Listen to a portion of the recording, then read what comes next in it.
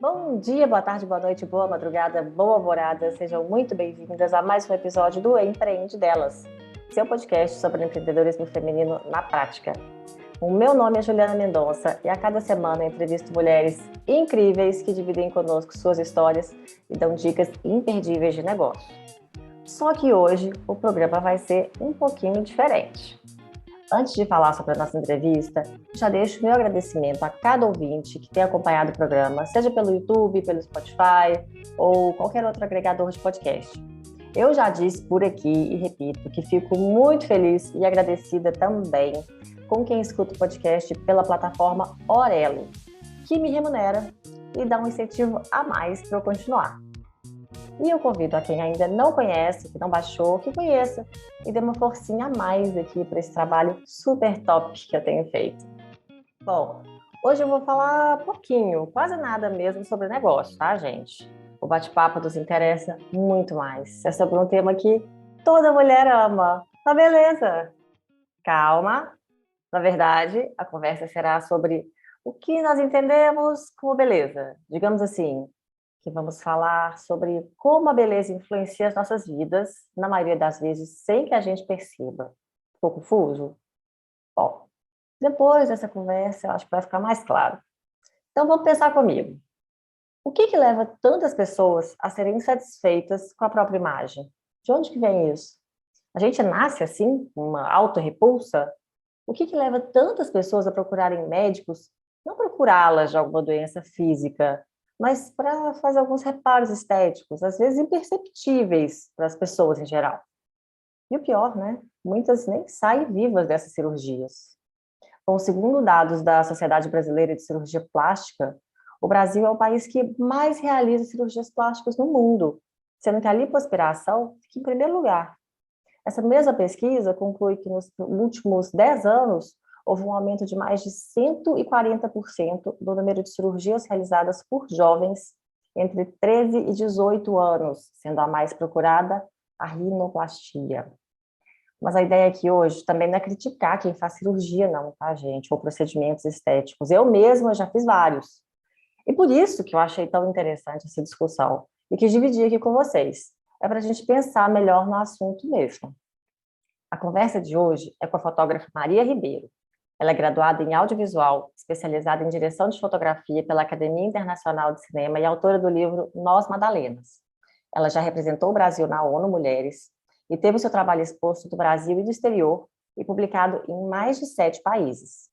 Mais do que fotografia, a Maria faz um trabalho de condução das mulheres numa jornada de reencontro com o próprio corpo, de autoconhecimento, de cura, libertação e protagonismo. E eu admiro demais esse trabalho. Então, bora conhecer o ponto de vista dela. Maria, que alegria conversar com você. Seja bem-vinda aqui ao nosso espaço de negócios, de trocas, de experiências femininas. Tudo bem com você? Olá, muito obrigada. Eu agradeço muito pelo convite. E estamos aí, tudo bem. E você? Ai, estou aí também. Estava ansiosa aqui, agora eu te falei, né? Já te acompanho há muito tempo, estou até nervosa. Tô nervosa. Ai, para. Mas, Maria, eu já falei um pouquinho aqui de você, né? E quero que você conte pra gente, então, quem é você, o que você faz. Ai, essa é a parte mais difícil para mim, né? Falar da gente. Bom, eu Defina-se, né? sou, Defina. né? Ai, quem sou eu? Hum. Mas é isso, eu sou a Maria, sou artista visual, fotógrafa, trabalho com cinema e com fotografia, e com muita escrita também, ultimamente, em projetos que falam sobre representatividade feminina, sobre a representação da mulher na mídia, sobre o mito da beleza, humanização, inclusão, diversidade, e muito sobre como a gente pode procurar vias de se curar desse adoecimento que o sistema provocou na nossa relação com nós mesmas e com nossos corpos. Então, resumindo, é isso. E como é que foi a sua trajetória profissional? Como é que você começou? Você já começou da fotografia? Começou em outra área? Como que foi? Vamos lá. Eu, na verdade, eu sou formada em audiovisual. E eu comecei fazendo assistência para moda e para publicidade, tanto foto quanto comercial, cinema mesmo, cinema publicitário, né, comerciais que vão para a TV. E nessa época, foi uma época também que eu comecei a ter um contato mais profundo com o feminismo, porque não se falava disso, né?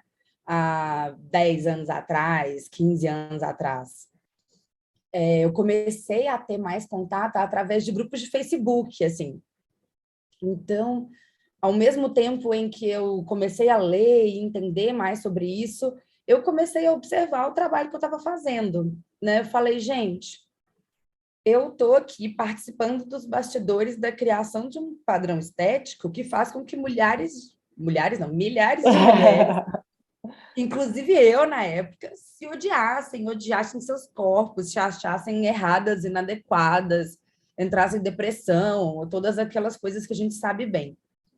E era isso, eu já estive em equipes que fotografaram modelos e atrizes muito famosas, né, ícones de beleza mundiais. E daí que eu via as pessoas no estúdio, depois eu via, né, as fotos na revista, eu falava, gente, isso aqui tá errado. Porque é outra coisa, né? As pessoas, assim, eu sei que eu chegar aqui e falar, gente, eu vou contar para vocês um segredo, menina, você não acredita, sabia que eles passam Photoshop nas fotos, passada. Eu sei que as pessoas sabem disso, mas tem duas questões. A primeira é que elas não imaginam a intensidade, né, da violência que é essa manipulação, e o segundo é que, mesmo sabendo racionalmente, a gente acaba introjetando esses modelos irreais enquanto signos de beleza. E, né, eu vou falar mais disso depois. Mas aí, nessa época, eu comecei a entrar em crise. Falei, não tô achando legal isso aqui não tá bom, tem coisa errada aqui, não tô gostando. Comecei a ter várias críticas. E aí eu fiz uma viagem, assim, né, numa época, para colocar a cabeça no lugar. Falei, não, eu tenho que fazer alguma coisa que faz sentido para mim. E aí eu fiz o meu primeiro projeto, que é o Nós Madalenas, que as mulheres escreviam no corpo com batom, uma palavra que representava o feminismo para elas, a gente fazia uma foto artística em PB, sem manipulação. E na época esse projeto acabou viralizando um pouco, assim, saiu nesses portais, né? Catraca Livre, Hypeness, Revista Fórum, as pessoas começaram a compartilhar. E na época era muito chocante essa coisa das fotos sem Photoshop. Hoje em dia é muito mais comum. Mas Mas na época eu esse projeto tem quanto tempo? Esse O Nós projeto Madalenas. saiu em 2014. Ah, tá. Uhum. Já faz um tempinho. Mas e aí? E, Aí você tá falando que e aí saiu eu do sofri Catraca muito. Livre, saiu em vários Eu fui lugares, super foi... xingada na internet. As pessoas falavam que as fotos eram horríveis, porque tinha estria, celulite, porque tinha gordura, marruga e tal, e não sei o quê. Aí esse projeto acabou se tornando um livro. Esse livro foi publicado em 2015 pela Fonte Editorial aqui em São Paulo, na Livraria Cultura.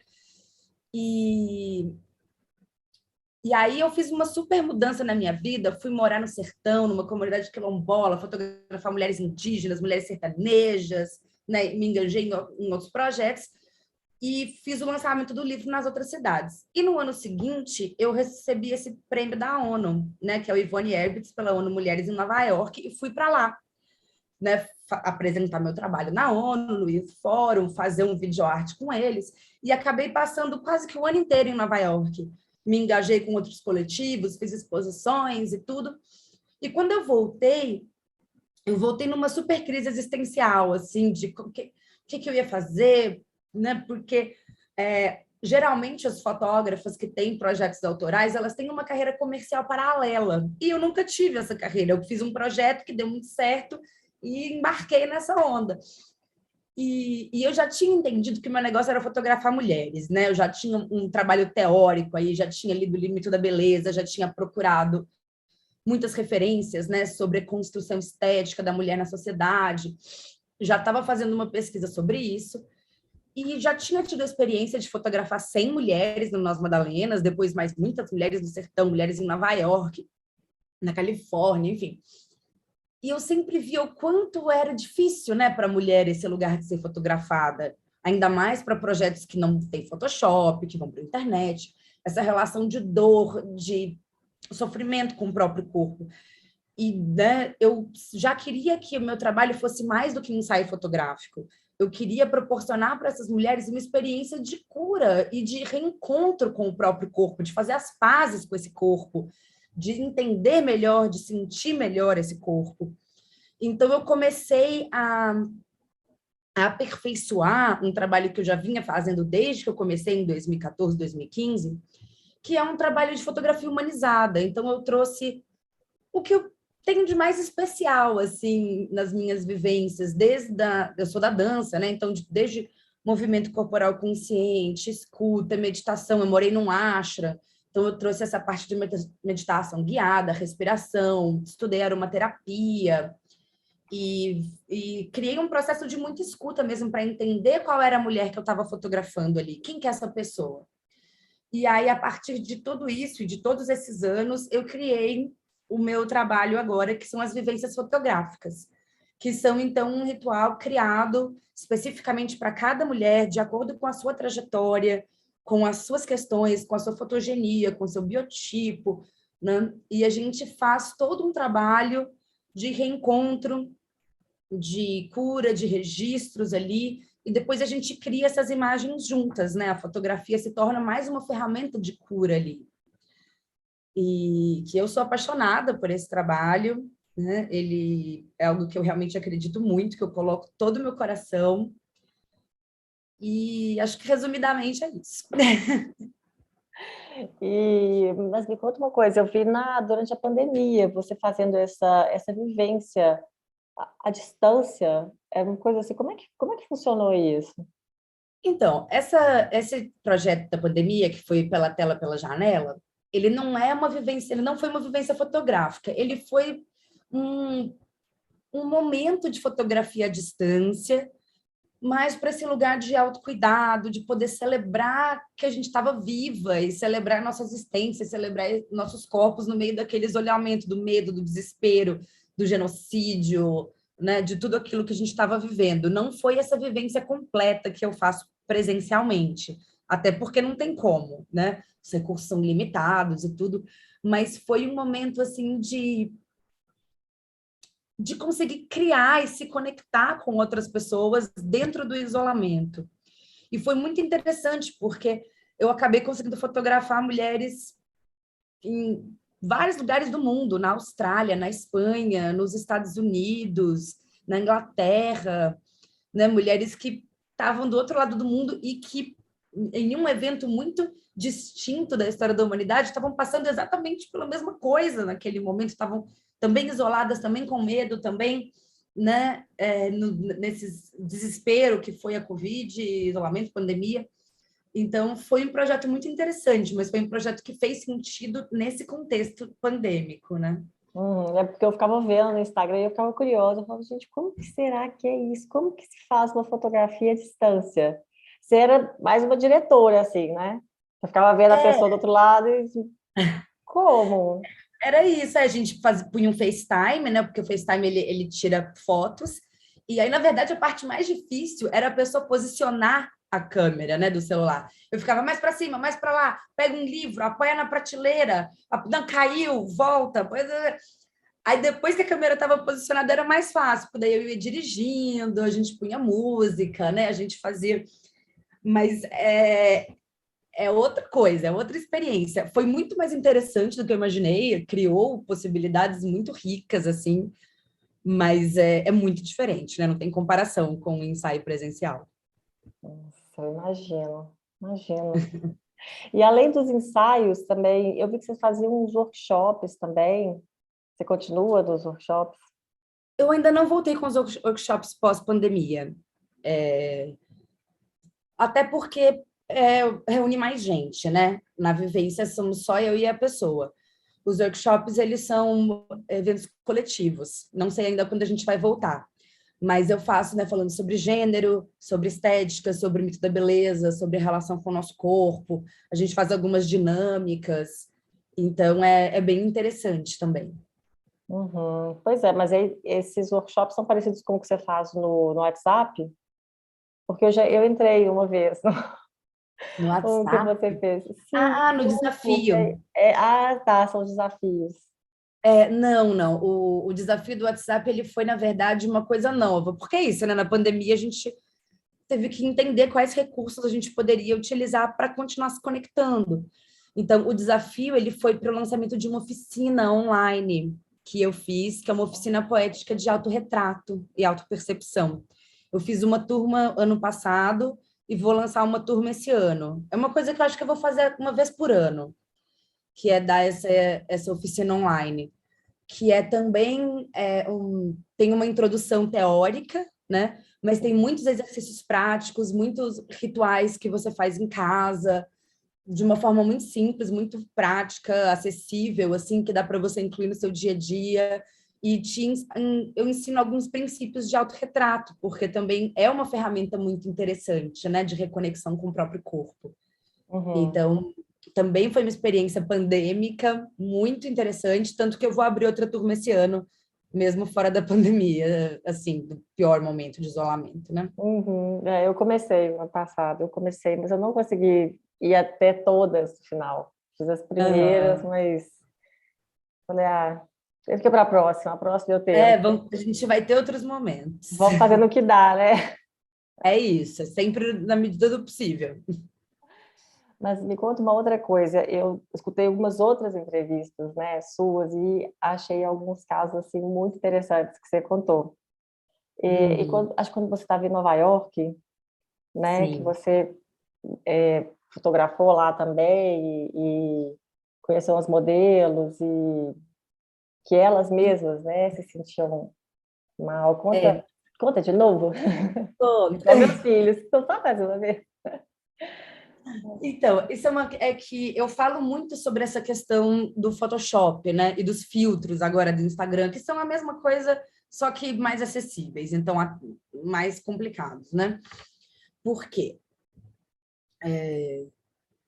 É uma relação que todo mundo perde. A modelo, ela olha para a foto dela, photoshopada, ou a foto com filtro, e ela se sente mal porque ela sabe que ela não é daquele jeito. E a gente olha as modelos, né?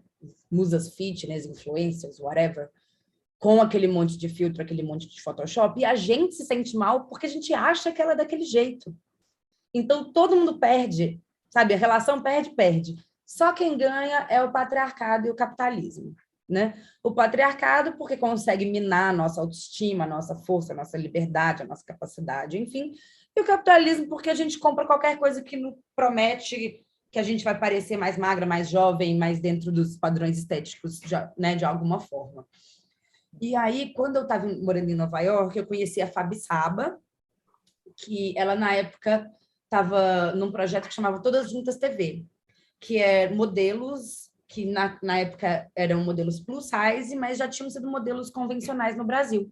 E elas me contaram, assim, esse lado delas, de ver as fotos delas nas capas de revistas, nos outdoors, e aquilo criar uma disforia corporal muito grande, porque elas sabiam que elas não eram daquele jeito. E aí elas começaram a se sentir impostoras, a ter problemas de compulsão alimentar e depressão, e achar que elas tinham que ser daquele jeito. Então, é isso. Mesmo a modelo da capa de revista não se parece com a modelo da capa de revista. E isso faz mal para elas também. Entende? Imagens que não são reais, elas fazem mal para todo mundo, porque elas criam disforias corporais. Né? A gente vê um monte de matéria aí falando que as adolescentes, as jovens, né, elas tiram uma foto delas com filtro, chegam lá no consultório e falam, eu quero ficar assim. E aí começam a fazer harmonização facial, rinoplastia, preenchimento labial e todas essas coisas para ficar igual àquela pessoa do filtro. E daqui a pouco vai ficar todo mundo igual, porque os filtros são todos iguais, né? Inclusive colonizatórios, higienalistas, racistas, né? Afinam o nariz, mudam a proporção do rosto, tudo isso que o Photoshop já fazia. Então, é um problema muito sério. E eu costumo falar o seguinte, gente. O que acontece? Vamos pensar aqui na nossa trajetória até aqui. Porque a gente não odeia o nosso corpo à toa. Não teve nenhuma mulher, nem minha mulher, que nasceu odiando seu corpo. Mas entre o momento que a gente nasceu até agora, alguma coisa aconteceu aí, todo mundo odeia o seu corpo, né? Mesmo nós que estamos na militância aqui, a gente sabe que não é fácil. E tem dias que a gente perde. E é tudo bem. Agora, é isso, vamos analisar. A gente foi a vida inteira bombardeada com arquétipos, né? Signos de beleza, primeiro, colonizatórios, né? A mulher bonita é a mulher alta, branca, longilínea, magra, dos olhos azuis, loura, do nariz fino, do rosto fino, né? Eu, por exemplo, a primeira vez que eu tenho registro, né, de ter me sentido oprimida foi pelas Paquitas da Xuxa. Eu era uma criança baixinha, uma bolinha, né? Cabelo preto, meio... Eu tinha mais cachinhos, assim, né? Quando eu era nova. E eu ficava olhando aquelas mulheres altas, magras, loiras, de olhos azuis. Eu chorava. Eu falava, eu sou feia, elas são bonitas, eu sou feia, né? E por quê? Porque é um padrão que não nos representa, né? E esse padrão ele foi sendo repetido ao longo da nossa vida, né? Com a Xuxa, com a Eliana, com a Rachel do Friends, com as Angels da Victoria's Secret, com a Paris Hilton, com a Gisele Bündchen. Aí todo mundo, ai Maria, mas a Gisele Bündchen é brasileira. Gente, Bündchen, ela é de uma família alemã. Ela não representa uma mulher brasileira, né? Então a gente foi, né, massacrada com a ideia desse signo único de beleza.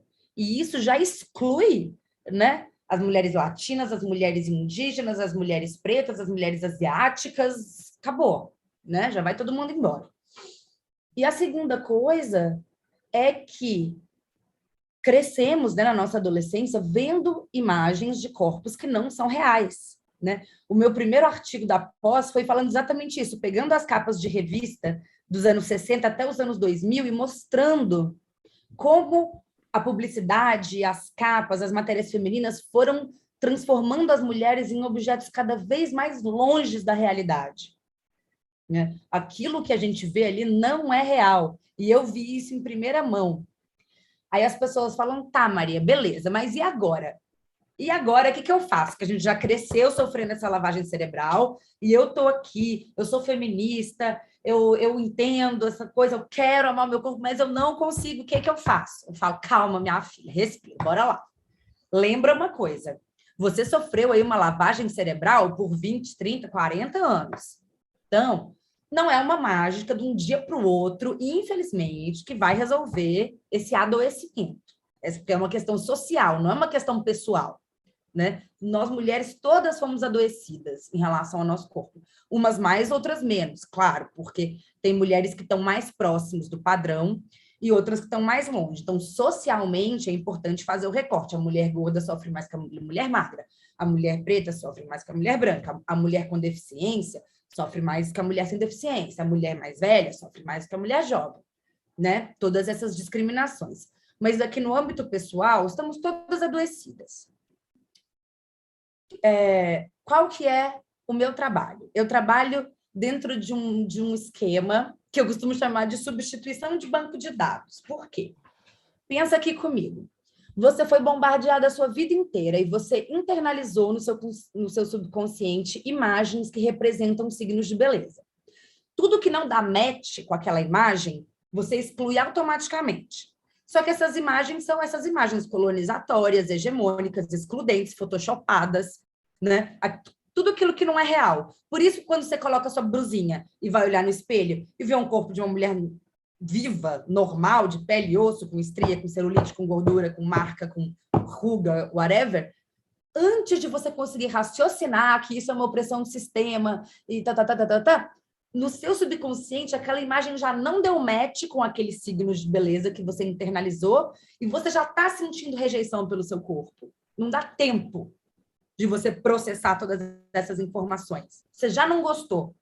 Você já está ali murchando a barriga, virando para o lado, saindo do espelho, se sentindo mal, indo para o quarto chorar. Então, o que acontece? Eu tenho feito um trabalho de falar assim, gente, vamos hackear esse sistema e vamos usar ele a nosso favor, tá? Se a gente foi bombardeado com essas imagens de signos de beleza, vamos então fazer um bombardeio de imagens de diversidade, representando signos de beleza. Então, mulheres gordas, mulheres velhas, mulheres deficientes físico, mulheres de todas as cores de pele, de todos os biotipos, de todos os contextos possíveis ali, fortes, maravilhosas, gostosas, empoderadas, porque isso vai começar a mudar a sua concepção dentro de um signo do que é belo e do que não é. No começo, você vai rechaçar. É normal, você foi ensinada a fazer isso a sua vida inteira. Com o tempo e com esse consumo, você vai começar a fazer o quê? Pegar esse conceito de beleza que nos ensinaram que é assim e abrir. Abrir para a diversidade, entender que realmente existem outros corpos, outros signos de beleza, né? E aí você vai começar a acolher essa diversidade, né? Principalmente a sua própria diversidade. Mas isso é um processo que, como qualquer processo humano, não é linear, exige tempo, exige disposição, né? De você ir atrás desses conteúdos, consumir esses conteúdos, abrir a sua cabeça, dar um follow nas influencers e musa fitness tóxica, que faz você se sentir mal, e iniciar um processo de cura e de autoconhecimento. Uhum. Nossa, falei horrores. Não, muito obrigada. Falou muito que a gente precisa ouvir. Porque eu penso muito isso, principalmente de rede social, hoje em dia, sabe? Eu acho que o que você falou de capa de revista, sabe? Antes, a rede social faz Explicou. essa camuflagem e ficar muito mais acessível para todo mundo e é assim, massacrante, né? Eu acho que faz É mal massacrante. mesmo. Então, já engajando nisso ao outro caso que você tinha comentado das redes sociais, por outro lado, existem pessoas quebrando padrões, né, nas redes sociais, como é o caso da Tess Holliday. Para quem não conhece, a Tess Holliday, se não me engano, ela é australiana, é britânica, confundi agora. Mas ela foi uma das primeiras modelos gordas a fazerem sucesso na internet. E ela não é plus size, não, né? Porque plus size é aquela coisa que só é uma mulher maior, mas ela ainda tem toda aquela mesma proporção e é toda photoshopada, então não adianta nada. Não, a Tess Holliday é gorda maior. Gorda, linda, maravilhosa, poderosa, tatuada, incrível. Mulherão da porra. E óbvio que ela sofreu ataques horríveis, né? Ainda sofre, mas depois, quando ela começou a fazer sucesso, ela, né, os haters no Instagram era aquela coisa horrorosa. Aí ela foi responder uma entrevista e uma repórter perguntou para ela, ela falou: como você se sente, né, com essas pessoas destilando ódio contra você, contra seu corpo? E como você se sente quando você vê que muitas delas são mulheres? E ela deu uma resposta incrível.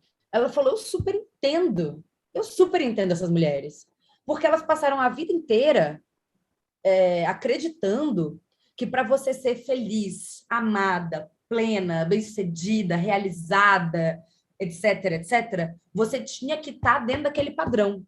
Porque é essa a ideia que vendem para a gente o tempo inteiro. Que se a gente não estiver dentro daquele padrão, nós somos perdedoras, assim. Nós não vamos poder nos realizar, nos sentir bem com a gente mesmo, nos sentir plena, ser feliz, ser amada, ser desejada, né? Não, você precisa estar dentro daquele corpo. E elas estão lá sofrendo, se privando de um monte de coisa, investindo um monte de tempo, de dinheiro, de recurso para alcançar aquele corpo perfeito, para então elas poderem ser felizes, que quando elas me veem aqui, elas falam: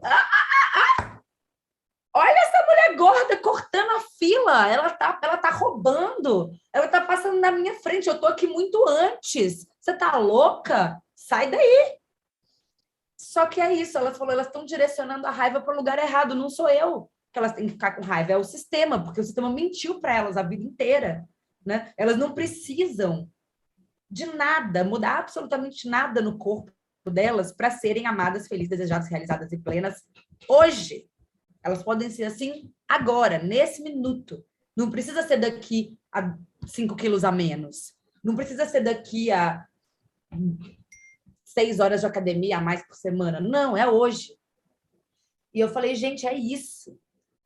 né? Essa mulher, ela entendeu que, né, essa rivalidade não é uma rivalidade real entre as mulheres, é um aprisionamento feito pelo sistema. E é por isso que a gente se sente mal. Verdade, verdade. E você, pessoalmente, porque você falou que você despertou assim, trabalhando no meio. Você também sentia isso com relação ao seu corpo, assim? De não gostar? Imagina, eu nasci desconstruída já. Nunca me senti Gente, que mal. evoluída! Que inveja! Até parece, amiga, até parece. Nossa, Não, eu tem tive gente uma que é tranquila, história. eu conheço. Tenho amigas que são assim, sabe? Algumas também cheias, assim, que ó, tranquila. Olha, eu vou E te falar a parece ser verdade. idêntico, tá? Parece. Eu não sei se fosse uma cara de dor, Então, ele me eu era uma parece. pessoa que parecia, mas antes disso, eu tive uma história sofridíssima com o meu corpo. E, claro, tem pessoas que realmente sofrem mais e pessoas que sofrem menos, mas quando vai ver ali, no vamos ver, eu, até hoje, pelo menos, nunca conheci uma mulher que em algum lugar não tem uma relação de dor com o próprio corpo. O que aconteceu? Eu era bailarina e eu tenho hipotireoidismo. Só que ele não era diagnosticado, eu só fui ser diagnosticado com quase 30 anos. Só que aos 15 anos eu tive uma crise que eu fiquei quase um ano sem menstruar e eu engordei quase 15 quilos. E isso para uma adolescente e para uma bailarina, o meu mundo acabou. Tanto que eu parei de dançar, entrei em depressão, não punha biquíni, não usava short, não usava blusa, só vivia de calça e moletom. Não queria tirar fotos, não ia para festa nenhuma, não saía de casa, não nada, né? Minha vida parou por causa disso. E, e desde então, né? Eu sou medicada, sou, né, controlada hoje, mas eu já tive outros períodos da minha vida em que saiu de controle, eu ganhei muito peso e depois, né, perdi um pouco, ganhava de novo, enfim. Hoje, né, depois de muito tempo, eu tenho consciência de que eu não sou uma mulher gorda, mas eu internalizei essa pressão estética, né, de uma sociedade gordofóbica durante grande parte da minha vida, principalmente por causa da referência estética do balé, que é uma coisa esquelética, né? Uhum. Então, eu já tive né, muitas questões. Eu falo nas minhas redes, né? Eu já falo, eu já fui mais magra do que eu sou hoje, eu já fui, obviamente, mais jovem do que eu sou hoje. Né? Eu já tive um corpo muito mais distante e muito mais próximo do padrão do que eu tenho hoje. Mas eu nunca me senti tão bem com o meu corpo como eu me sinto hoje. Né? Hoje eu vou para a praia, eu tiro a canga, eu ponho biquíni, eu saio de top no carnaval, eu, né, faço fotos, mostro fotos assim com flacidez, estrias, celulites, rugas, né, nas redes sociais, barriga, coisa que eu jamais faria, né, há alguns anos atrás. E eu mostro exatamente para falar, gente, eu sei que, né, dentre muitos recortes, eu sou uma mulher padrão. Né? Mas mesmo os corpos considerados padrão, eles não são corpos das musas fitness e das influências. Todos os corpos têm estria, celulite, blá, blá, blá, todas essas coisas que a gente foi ensinada que são defeitos. Não são defeitos, são características normais, naturais de qualquer corpo de uma pessoa que está viva, que não é uma boneca de plástico. Né? Eu já vi Gisele Bündchen, Alessandra Negrini, Alessandra Negrini, também, mas eu ia falar outra, Alessandra Ambrosio, nossa, um monte de todas as atrizes globais, um monte de vezes, Giovanna Antonelli, eu sou ruim de esquecer de lembrar os nomes, Fernanda Lima, Débora Seco, Cléo Pires, todas. Gente, todas têm estria, celulite, ruga, todas. É que as pessoas não mostram, mas elas têm, entendeu? E aí fica esse mito de, meu Deus, eu tenho celulite, como se fosse, assim, uma desgraça, uma tragédia Só na você, nossa né? vida. Só você tem celulite, meu amor. Todo mundo tem celulite. Celulite não é um defeito. Celulite Uma foi... A característica. palavra, a característica celulite foi inventada para vender creme. Sabe? Então, todo mundo sempre teve celulite. Mas eu tenho uma amiga que não tem. Tá, 0,001% das mulheres não tem, mas aí ela tem estria, ela tem ruga, ela tem alguma coisa, porque ela não é uma boneca de plástico. E se então, não tem, assim, vai ter também algum dia. Gente, então assim, tá tudo bem você não ter 0% de gordura na barriga, sabe? Tá tudo bem você ter estria, tá tudo bem você ter celulite. Isso não é nenhuma tragédia, isso não é nem um problema, muito menos uma tragédia. Não é um defeito. Né? A gente sofreu lavagem cerebral para achar que isso é defeito, mas não é. E aí a gente fica nessa luta contra o nosso corpo, contra a gente. Nossa, eu tenho depoimentos assim, né? Claro que eu não vou citar nomes para não expor as pessoas, mas de mulheres incríveis que vocês devem conhecer, que fazem trabalhos lindos na internet, que trazem, né? São poderosas, sábias, incríveis, construídas, pá! E que me falam, Maria, eu não aguento mais acordar e todo dia odiar meu corpo. Eu sei que eu não sou esse corpo, eu sei que eu sou mais que isso, mas é muito difícil viver o tempo todo achando que eu tinha que ter um corpo diferente do que eu tenho. E isso gente, isso não é normal, isso é uma tortura. A gente está acostumada com isso, a gente acha que ser mulher é isso. Não é. Né? E aí, enquanto a gente está aqui sofrendo e se ocupando e gastando esse tanto de tempo, de energia, de pensamento, de dinheiro, de recurso nessa coisa do corpo perfeito, os homens estão aí ocupando os lugares de poder na sociedade, né? Nossa. Né? Nos faz pensar, né? Faz pensar. E é por isso que eu faço esse trabalho, porque quando a gente entra nesse processo, né, de desconstrução, eu tenho algumas fases. A primeira fase, você não consegue achar nada bonito a não ser aquela imagem toda, né, que não existe. A segunda fase, você começa a abrir o seu signo de beleza para a diversidade. A terceira fase, você começa a ver beleza nos corpos diversos, mas não consegue ver no seu. Isso é muito comum. E é por isso que eu faço as vivências fotográficas, que é para conseguir pegar isso e virar para você mesma. Porque a gente é muito cruel com a gente mesma. A gente se julga muito mais do que a gente julga qualquer outra pessoa. Você fala, olha aquela menina linda. E a gente fala, mas o corpo dela é muito parecido com o seu. Imagina, ela é linda, eu sou feia. E por aí vai. Então, né, o último passo é conseguir trazer isso para você.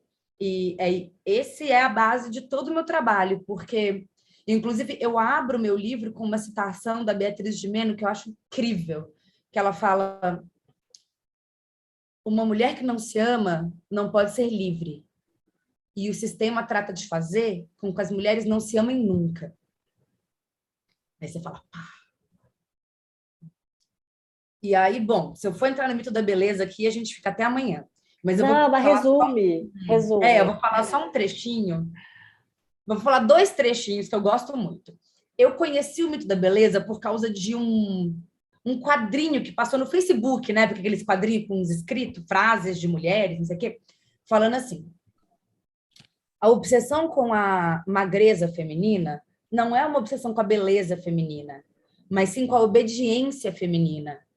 Que as dietas e restrições alimentares têm sido o sedativo político mais poderoso das últimas décadas, porque uma população passivamente insana é muito mais fácil de ser controlada.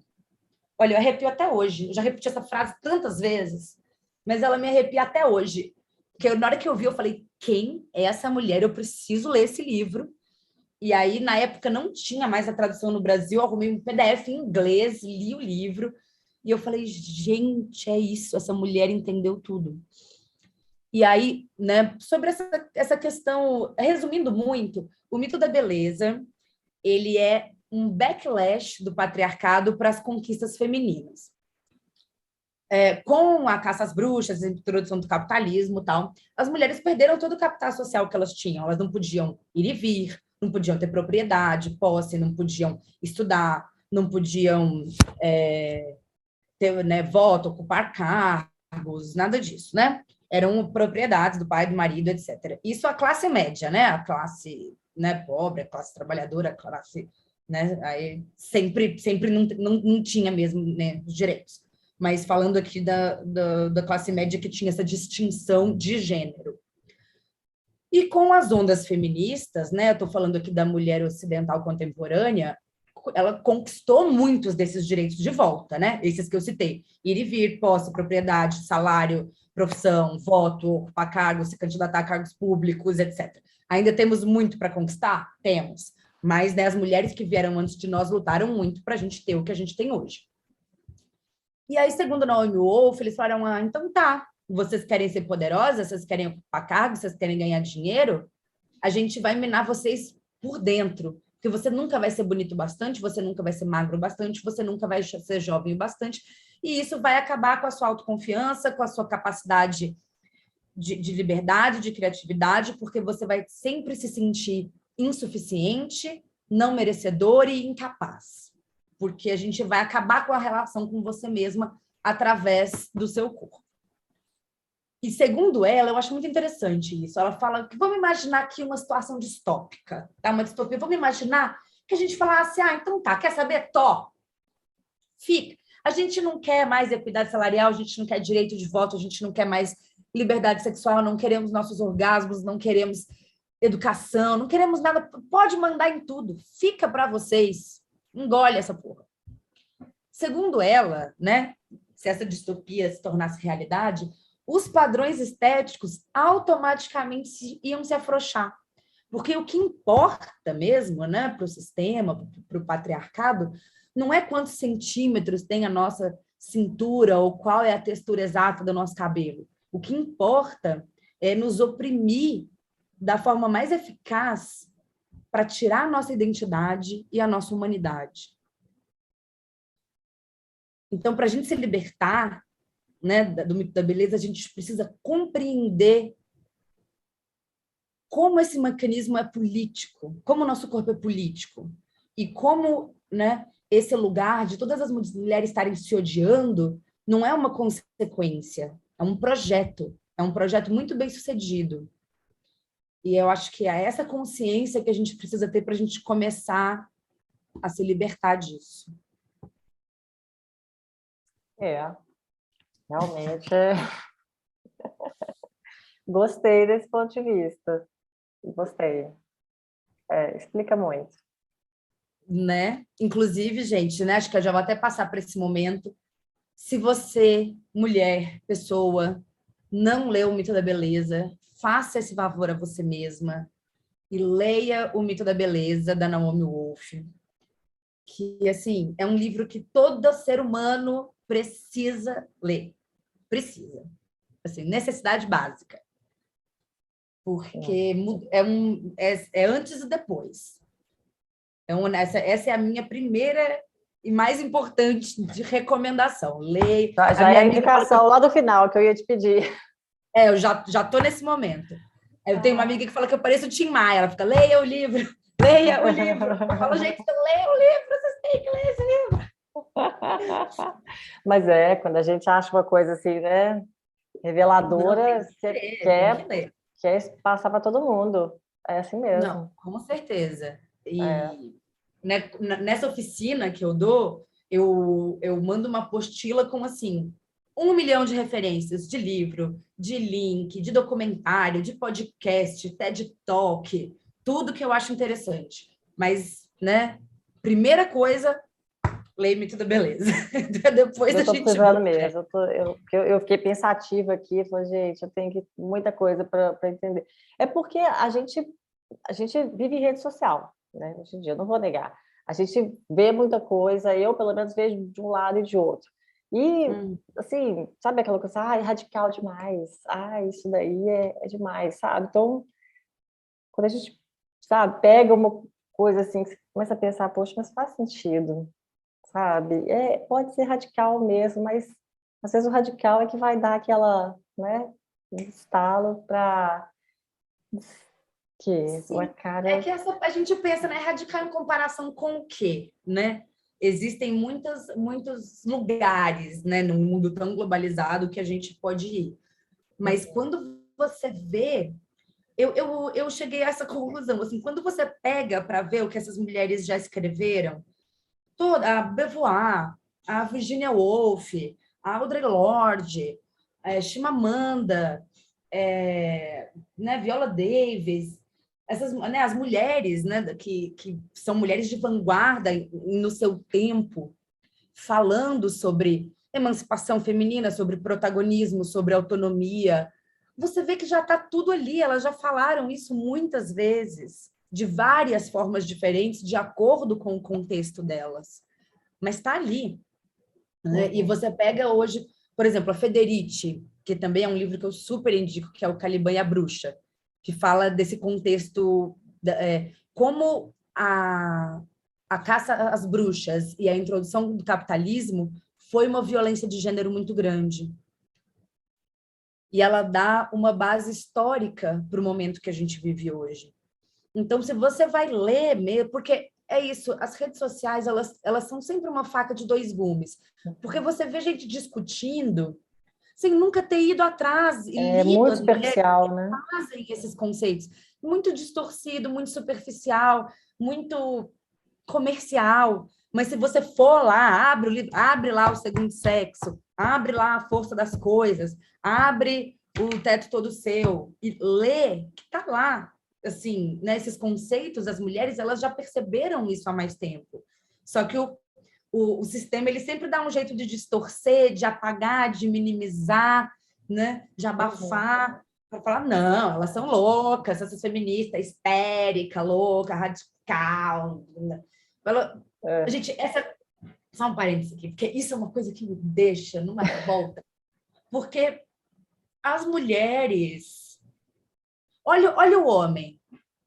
Todo dia tem feminicídio nesse país. Todo dia tem homem matando mulher por causa de ciúme, por causa de não aceitar término, por causa de outra relação. Porque ela é dele. Porque ela é porque ele perde a cabeça, porque ele é histérico, porque ele é descontrolado, porque ele... E quem tem fama de ser louca, histérica e descontrolada somos nós. Isso é a maior falácia de gênero da nossa sociedade. A gente é controlada até demais. Eu não vejo mulher matando homem por causa de ciúme 3 vezes por dia aí. Cadê as estatísticas? Não tem isso. Nós somos muito de boas. Só que quando a gente vai falar as coisas que a gente precisa falar, aí nós somos as loucas e histéricas, porque nós somos essas feministas descontroladas. Ah, me poupe, viu? De cair da bunda. Desculpa, mas não dá. Ah, não.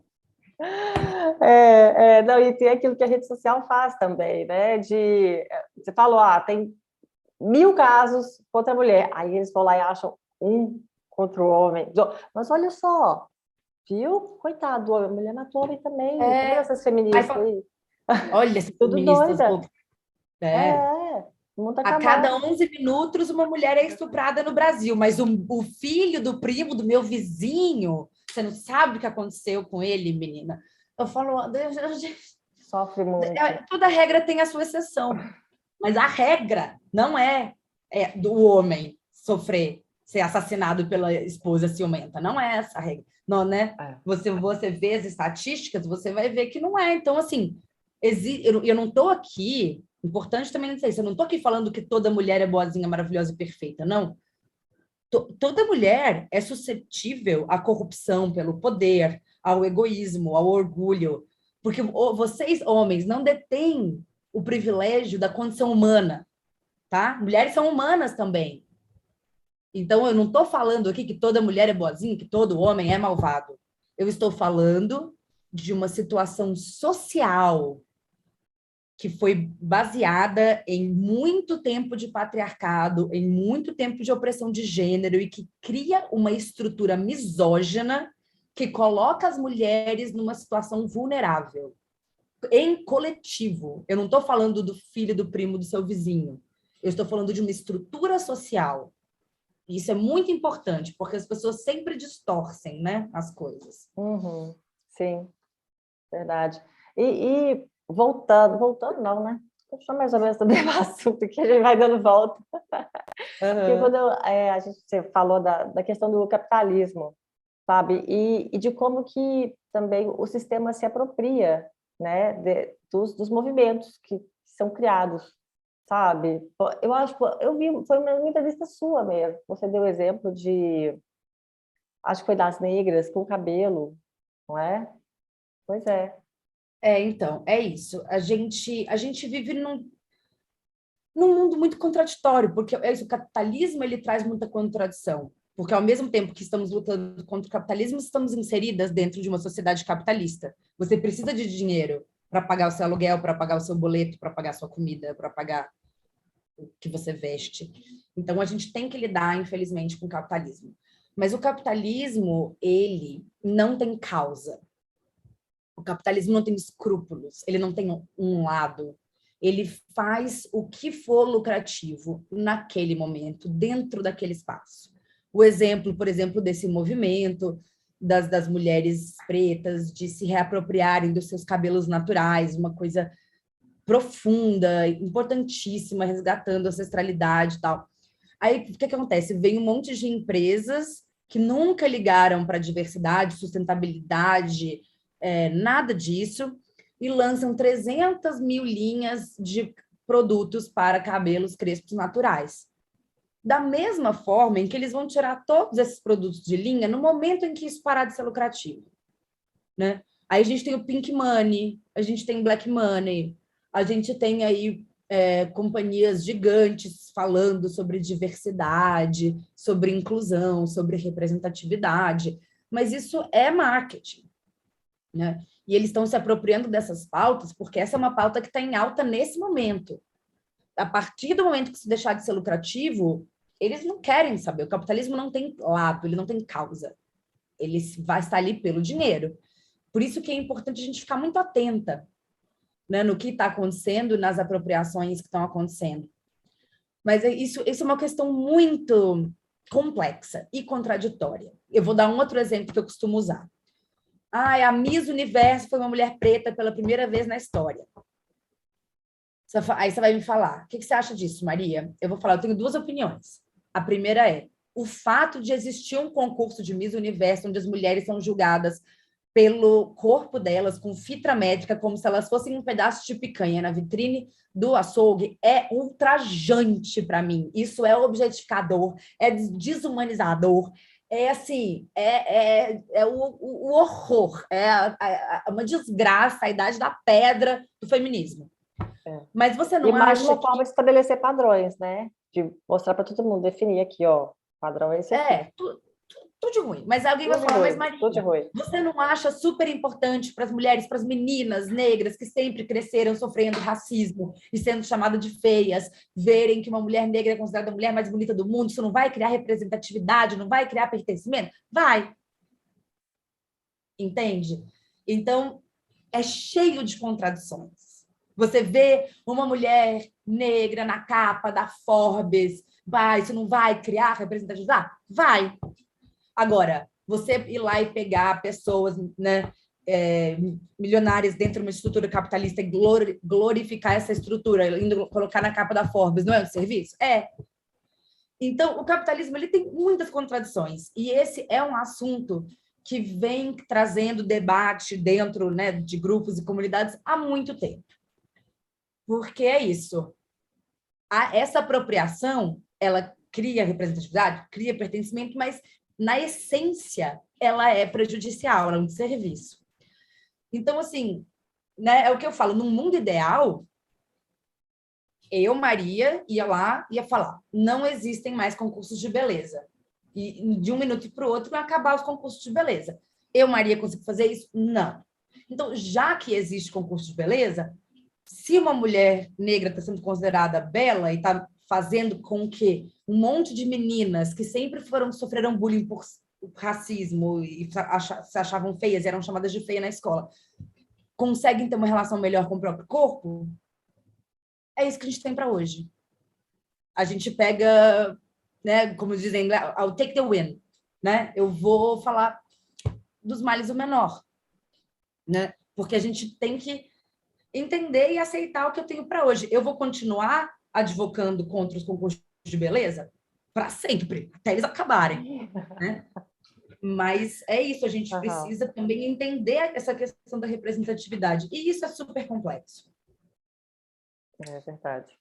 É super complexo.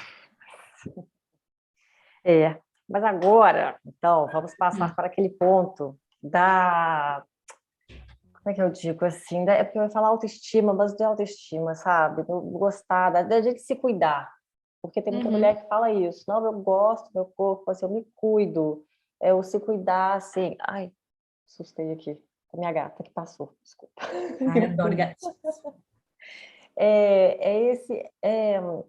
Por exemplo, eu tenho que gostar de mim, não tenho que gostar de mim, né? O ideal é que eu goste de mim, do meu corpo, do jeito que eu sou, e aí eu vou me arrumar, me maquiar, porque existe isso também, né? Eu não acho que eu não estou muito nesse Uhum. padrão, mas que a mulher gosta de se maquiar, mulher Uhum. gosta de maquiagem, mulher gosta de, assim, e aí? De onde que veio isso também? Eu tenho que gostar do meu corpo sem maquiagem? Não, Ai, não vamos tenho que lá. nada, não sou obrigada. Não é obrigada a nada. Mas então, a gente vai entrar num outro ponto aqui que é crucial nessa questão. É o eu gosto e eu não gosto. Então, a primeira coisa que a gente precisa compreender, quando a gente está falando sobre padrões estéticos, é que gosto é uma construção social.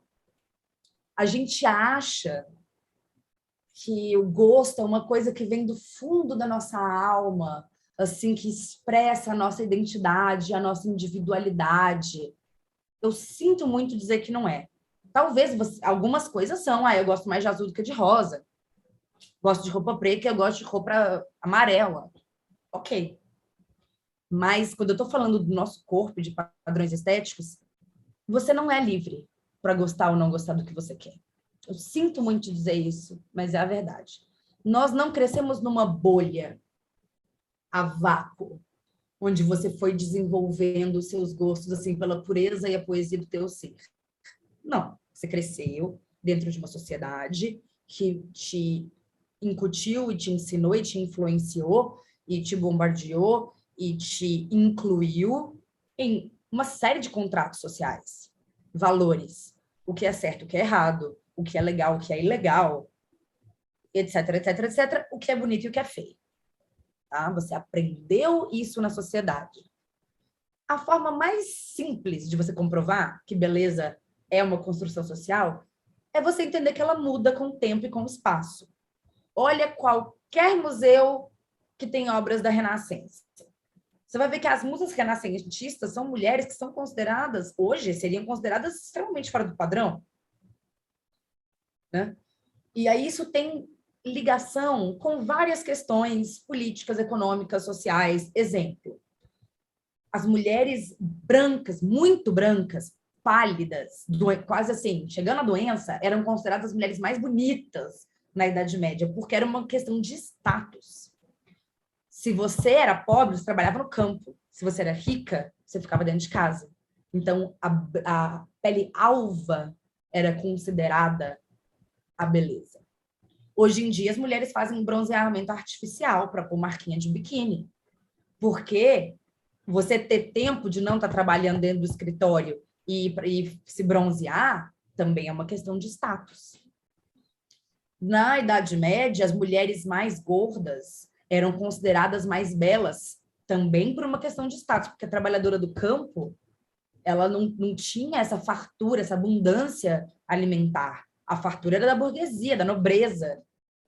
Hoje em dia, não. Hoje em dia, é a musa fitness, que é o status de beleza. Então, né, isso tem a ver com um monte de questões de capital social, políticas, classe, né?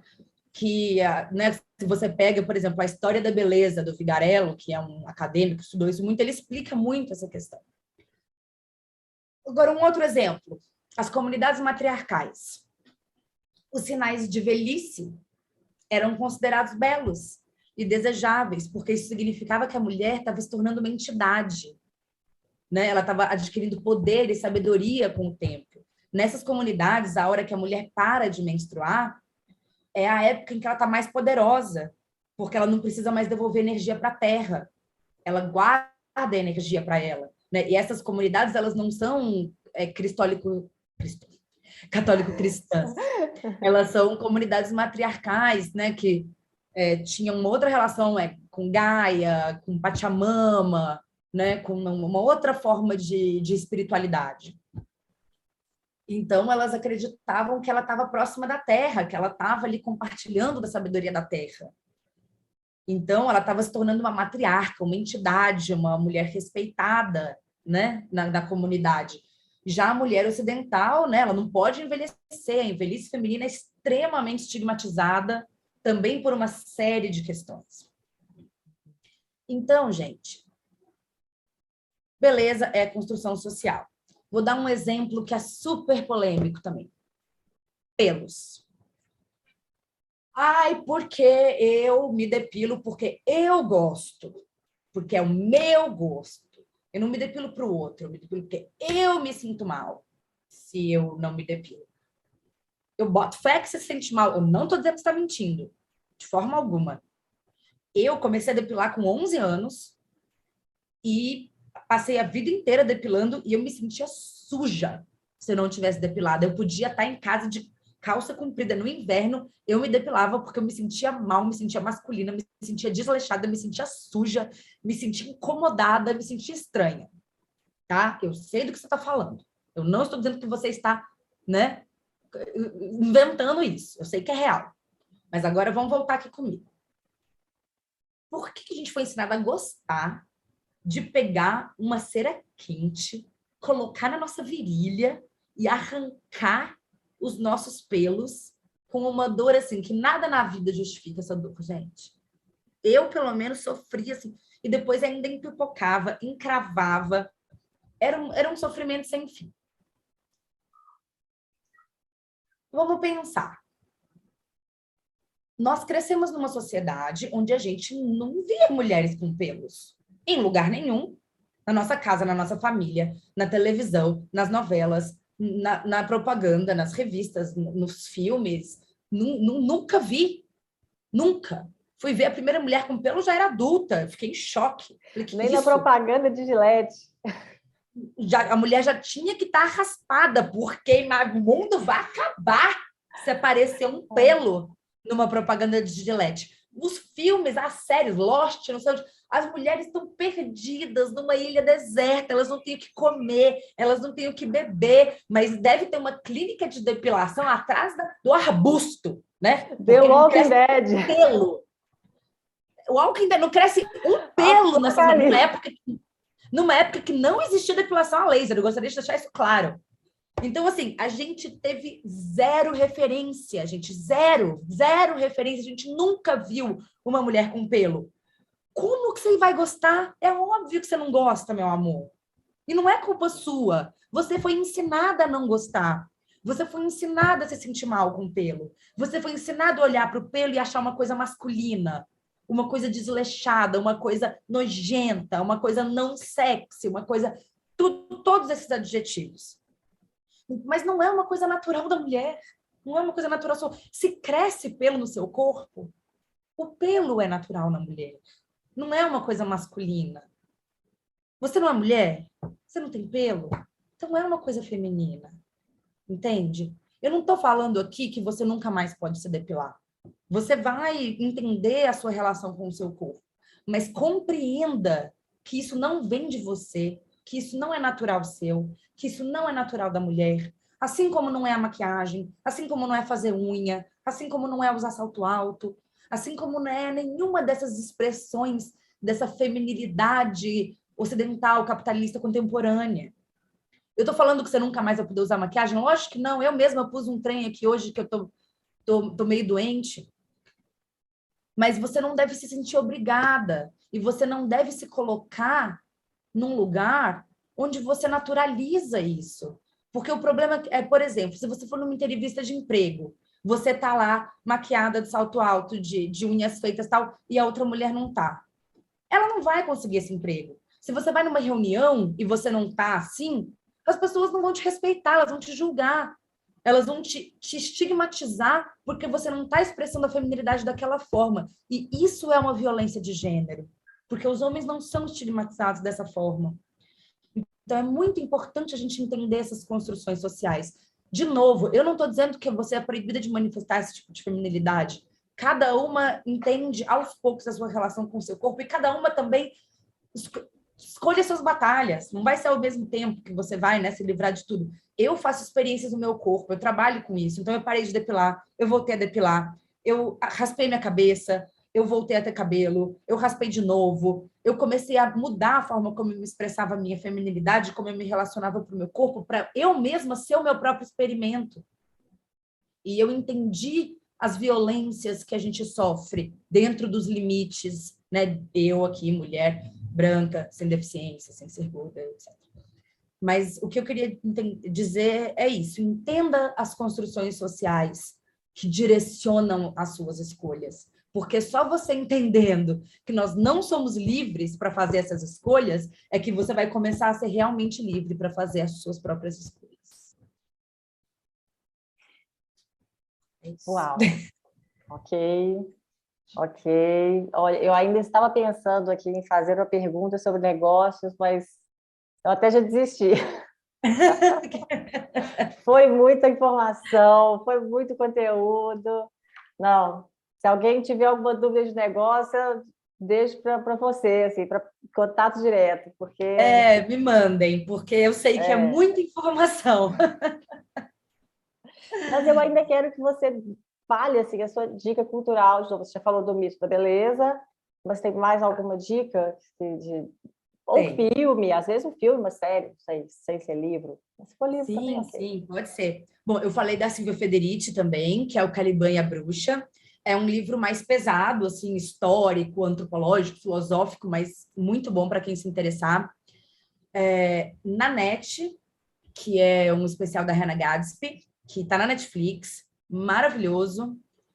E que séries que vou falar Sex Education, que é uma série completamente diferente, divertida, meio jovem, mas você já viu Sex Não, Education? isso que eu ia falar, não, gente, eu vou Amiga, é ótimo. No primeiro episódio ele já fala da próstata feminina, que é uma coisa que eu só ouvi falar há pouquíssimo tempo, sobre ejaculação, porque né, a gente nem entrou nesse assunto de sexualidade aqui, mas também vai ficar para um outro momento, porque é um outro capítulo enorme para se falar dentro da nossa relação com o nosso corpo. Mas é isso, ele principalmente assim, principalmente não, para todo mundo, mas é uma coisa assim que eu queria que existisse essa série quando eu tivesse 18, 20 anos. Eu ia ter uma relação tão mais saudável com a minha própria sexualidade se eu tivesse assistido isso nessa época. Mas é isso. Imagino, imagino. Mas então, manda agora uma dica, ou eu ia falar uma dica de negócio, mas a gente acabou não entrando na parte de negócios, né? Mas manda um recado, então, para quem está escutando, manda uma vibração positiva. Tá. Bom, eu não me acho uma grande referência nessa área, ainda bem que a gente não falou muito dela, porque eu sou um estereótipo de artista mais do que eu gostaria de ser. Essa coisa assim, eu não sou disciplinada, eu não sou uma pessoa super organizada, meus processos são caóticos, meus processos de criação são caóticos. Eu, né, preciso de ajuda para me organizar, negócio de planilha. Mas isso é bem artista. Então é isso, eu queria ser menos esse A estereótipo, eu queria menos ser piroca, entendi. menos estereótipo de artista. Eu sou bastante. Mas, assim, o que eu posso dizer é, assim, encontra qual é o seu rolê. Sabe assim? Porque quando você encontrar o seu rolê, não vai ser fácil. Vai ter um monte de vezes que você vai querer chorar e querer desistir. Você vai se questionar um monte de vezes. Você vai sofrer de síndrome da impostora. Vai ter uns machos escrotos que vão te questionar, que você vai ter que ficar provando toda hora que você sabe do que você está falando, ou que vão diminuir o seu trabalho. Enfim, essas dificuldades que a gente já conhece. Mas quando você encontrar e der match com o seu rolê, aí é isso, você vai conseguir ter essa persistência de entender que isso aqui é uma dificuldade, mas eu vou superar. Eu estou com esse problema, mas eu vou resolver. Porque é assim, tipo, igual o match que dá quando a gente desconstrói a imagem, quando você encontra o seu rolê, você dá um match com o seu rolê. E aí, é isso, você vai precisar de ajuda, você vai precisar se organizar melhor, você vai precisar aprender coisas que você não sabe. Mas quando você tem um rolê que que faz sentido para você. Eu nem vou falar que encontre o que você ama e que você nunca mais vai trabalhar um dia na sua vida, porque isso é mentira. Todo trabalho tem a parte chata, todo trabalho estressa, né? Não vou romantizar aqui, não, porque eu acho que a gente já tem romantização demais por aí.